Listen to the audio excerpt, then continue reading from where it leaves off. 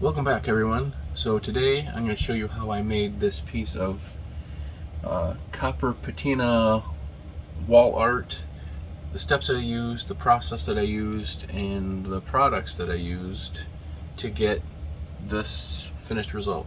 So I'm going to jump into the stencil making, and then we're going to go from there. Alright, I didn't really show the software side of this as far as getting the image and whatnot. I just went to Google, found a image that I liked, had a good amount of detail.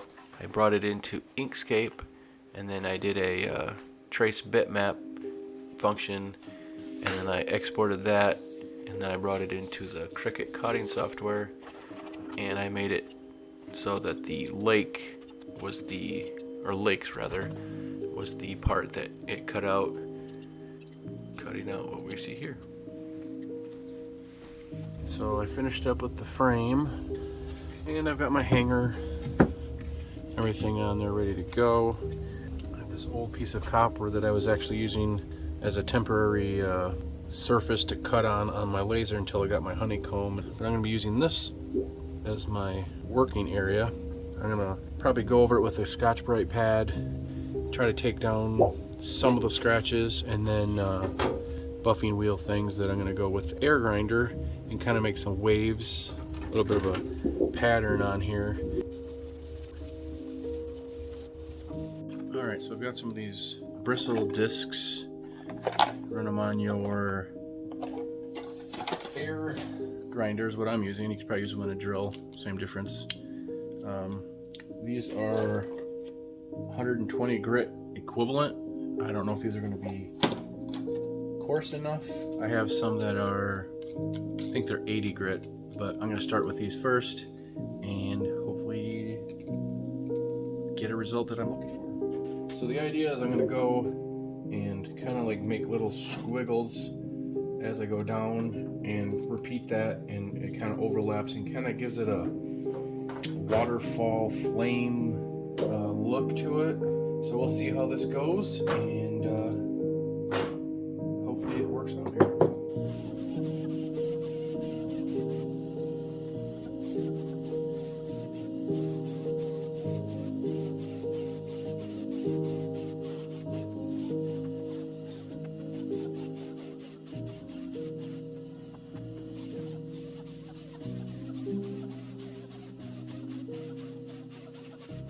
Alright, got it cleaned off a little bit. It's kind of cool because it gives it almost like a 3D effect. You get kind of close and you can tell it almost looks like it's hard to, it's just like tiny scratches, but the swirling pattern effect at a distance. And if I sealed it with something, that would probably actually look really cool too. But the only transfer tape that I have is like high tack stuff. I ordered some low tack, but it has not arrived, so I'm going to go ahead and hopefully make this work. Painter's tape is pretty low tack. I'm just going to go over the water part. There's no sense of going over this because it's all one piece, so going to go ahead and do that. And then next step is going to be transferring stencil onto the copper plate.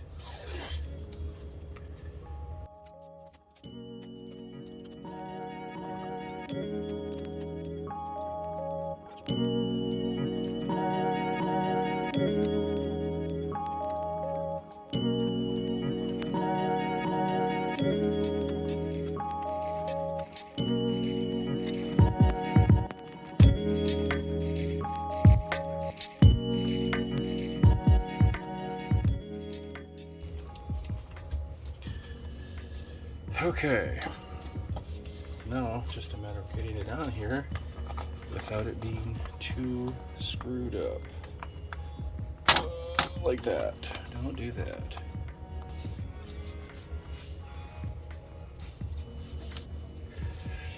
Alright, now I gotta make sure all of these come off.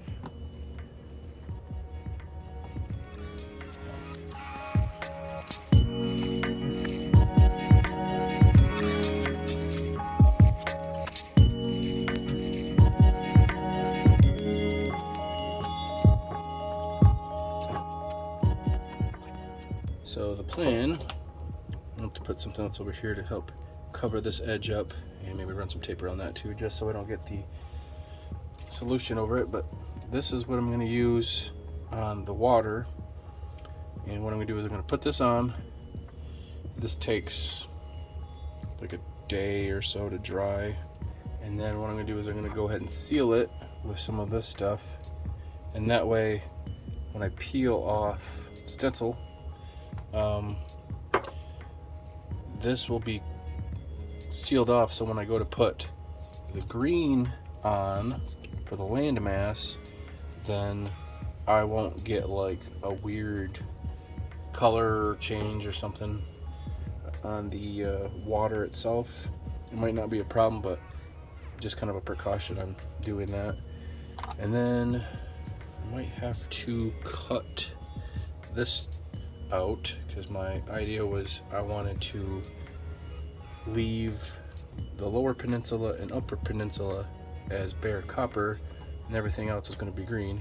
I live in Michigan, so I was going for that, but that's the plan. I'm going to go ahead and put this on, probably with a sponge. Did a couple test pieces. This was I kind of got the clear coat a little bit thick on that edge, and I also did the whole thing, let it dry, and then I ran some of the Scotch-Brite over the top of it, take it down just to see what it would look like when I finished it. And then I also did the same thing here, except for on this one I used a Q-tip and kind of blotched it around. So I'm thinking if I use a sponge and just lightly dab it on there, it'll get some voids and kind of some, I don't want to completely coat the copper, you know, I want to leave some of it to show through, but at the same time I want it to be a good bluish hue. So I'm going to go ahead and tape these edges up and start with the patina. This stuff is obscenely blue. Don't tell my girlfriend I stole a sponge from the kitchen. It was the only one we had left under the sink.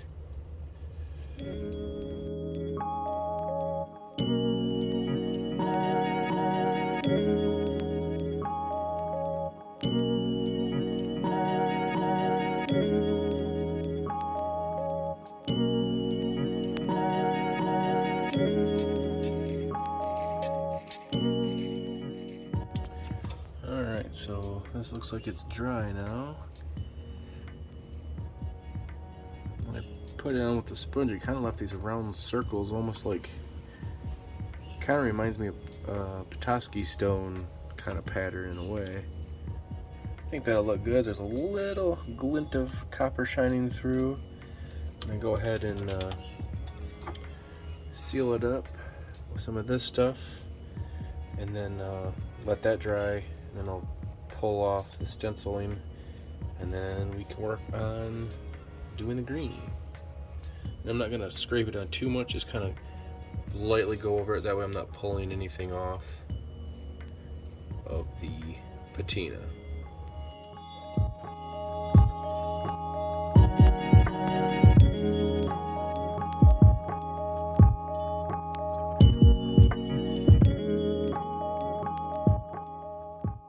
I think that is good enough. Alright, now I have to let that dry. And just like if you're working with something like resin, I would suggest putting like a box or maybe like a storage container over the top. That way you don't have to worry about dust or little things getting in it, because obviously it's a clear finish, so anything that's in there will show up in the end result. Alright, well, I have developed a little issue. It's kind of hard to see, but my vinyl is kind of pushing up on the edges where some of this, it's not from the patina solution, it's actually from this, so it must be kind of breaking it down a little bit. Luckily I put a fan on it, it's kind of drying out now to the point where I think I can just peel this off because if it's gonna start doing that, I hope it's not melting it to the point where I can't get it off. So I'm gonna go ahead and peel it off.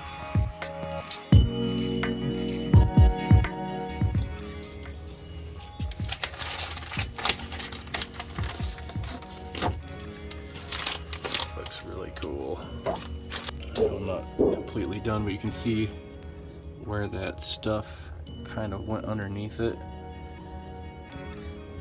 Let's see if I can clean some of that off before it dries completely. That way I won't screw up the rest of the project. Okay, I've gone ahead and sealed the Michigan map portion, and as I did that, you can kind of see that I got some of these clear in the blue. I'm going to go over everything else and try to kind of even that up at the end, but went ahead and cleaned up a little bit in the open areas where I've kind of been touching it with my hands to get the grease off with some cleaner. And I just put this on here to help kind of give me a sharper edge for the border, because it's kind of hard to see and I don't want it to like leak over into that. So I'm gonna go ahead and start putting on the green patina. So I think I'm gonna start around the edges to kind of just give me like to cut in around that, and then I can work my way out, hopefully. And I have noticed that you kind of have to leave it on a little thick so it does its thing, otherwise it just kind of changes it to a dark color and that's it. So if it pools up a little bit, it's not too bad, but you don't want a ton of it because they say it'll peel off.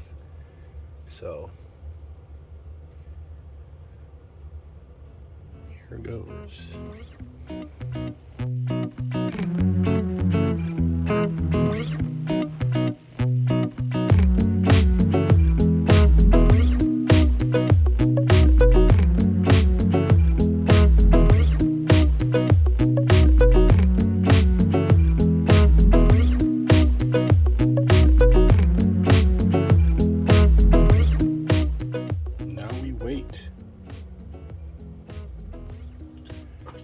And remember, there's going to be like a 1/2 inch around this that's going to be hidden by the picture frame. So obviously, like this little line along the side, you're not going to notice that.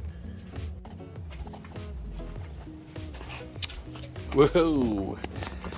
Well, it's been about 24 hours since I put the green patina on, and as you can see, we definitely got some results here.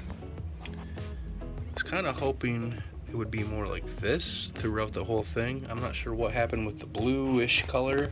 I applied it mostly with this, well, not this exact piece, but sponge. And I wonder if, because this is kind of an acid-based stuff, that maybe, like, I'm assuming this is like dyed blue, but maybe some of that dye kind of mixed in with the color, and obviously blue and green, you get that color. So could be that, I don't know. I don't think I used a contaminated brush from the blue patina. That would certainly make sense. And like, this is all sealed, so that shouldn't have gotten into that stuff, but certainly a result. It's not really exactly what I was looking for, but like some of this, I kind of played with it earlier, it's kind of dusting off, so I'm gonna go ahead, hit it with like a light bristle brush or something, see if there's anything loose, maybe hit some steel wool on it, and then go back over it and with the patina solution to see if I can get a little bit more green out of it, because that's, I mean, it's cool, but I want it to be more green, so it's kind of like landmass, you know. But I'll try that out and see what we get with that. All right, almost 2 hours after recoating it, it's definitely a lot more green right now, so hopefully it stays in this state. Like, you can see some of the areas where it was greenish blue before. I didn't take it all away because it didn't all come off. I didn't want to scrub it too much, but hopefully it stays like that. I like that a lot more. There's a little bit in it. I'm not too worried about it. Obviously you can't control everything, but I am pleased with that so far. So we're gonna let it set overnight and see what it looks like tomorrow. Next step is I'm gonna put on my Protect Clear. Might either use a brush or in the bigger areas, just kind of sponge on some of it so I'm not disturbing too much of the stuff.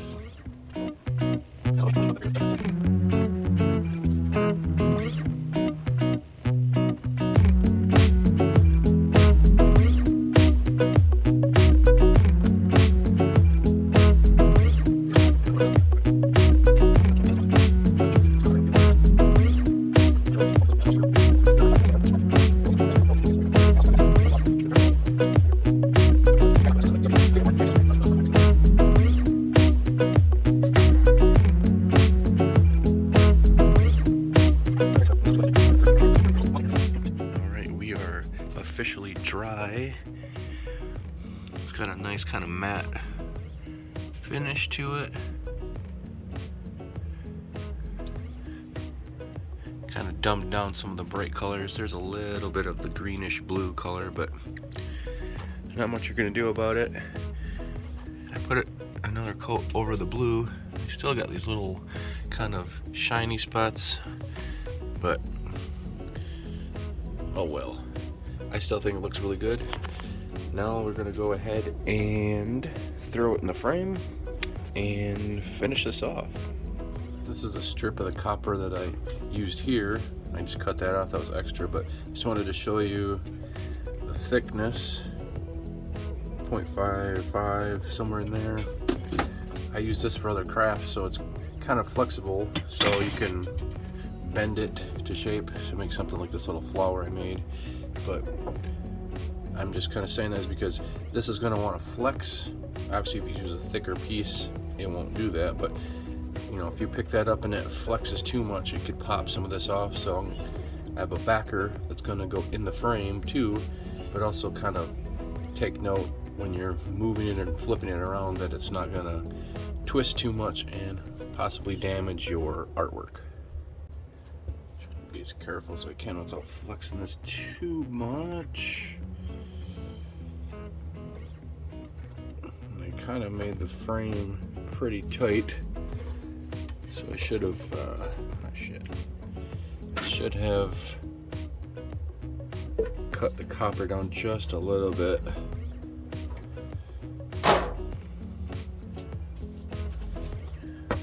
To make it easier to take out, because I got those little pin things I'll show you in a second here to hold it in place. And this is just a piece of old paneling I had, so I'm just kind of repurposing everything that I have.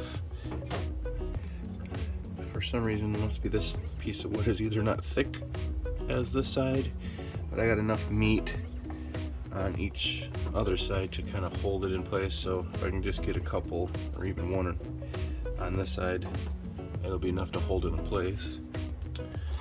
I picked this picture framing fitting tool off of Amazon. It's got a little clamp so you can adjust the depth of your frame, and you put these little pins in, and those press into the side, and then you can bend them out and pull your backer off. I don't think I'm actually gonna have enough room once these are in to take it out, but I don't ever plan to, so, and if I have to, they just pull out. It's not a big deal. And you can actually get different types of pins, and I guess you can use brad nails too, but this one, you just stick it in there, and then that's the, you know, it presets the depth. All you gotta do is kind of press it in. I've never used it, so it's kind of learning experience for me, but kind of get it to where you want it. Slide your clamp up and squeeze. Slide that off, and we are in there. Pretty easy. I'm gonna go around and do those, and then we will be done. Oops. I'm not gonna be able to get one on this side, it's too high, but that's plenty to hold it in there. Reveal. dingy on the frame compared to what it is in person. Yeah, you can get a better idea for the red color on the frame, and it actually was more red before I put a thin layer of lacquer on it, and it was actually kind of more of a red, but I just wanted to seal it in because you can see it's got the paint cracks and all that stuff. I wanted to keep it from flaking off any more than it was, but also give it a weathered look. I really like how it turned out.